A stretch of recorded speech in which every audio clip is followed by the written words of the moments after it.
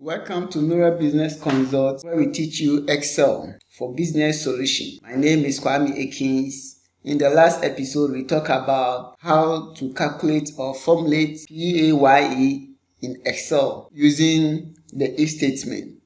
And today we are going to do the same thing, but this time we are going to use another formula which will simplify the function. So we will be using what we call the sum product. So we have our payroll and our tax table. So this is the tax table. With the sum product, you need to calculate what we call the differential rate.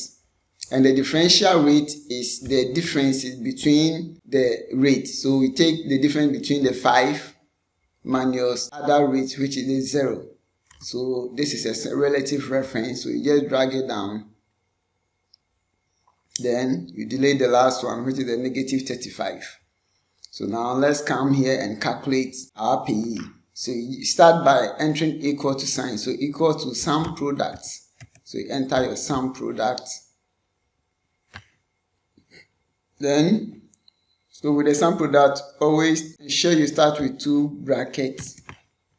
So you said equal to, so we're calculating the tax on the taxable income. So we have the taxable income over here. So that if the taxable income is greater than our cumulative income, so this is the cumulative income, so we select the cumulative income and we reference it.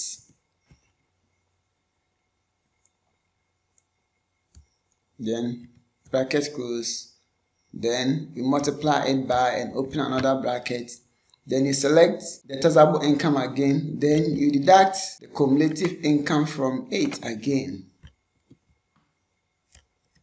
Then you multiply it by the differential rate. So you select the entire differential rate. Make sure you reference that one also. Then you close the brackets. That is all. You've calculated your tax or your PAYE. If you want to see more videos on this, ensure you subscribe so that you can see all our other videos on YouTube. Thank you. See you again.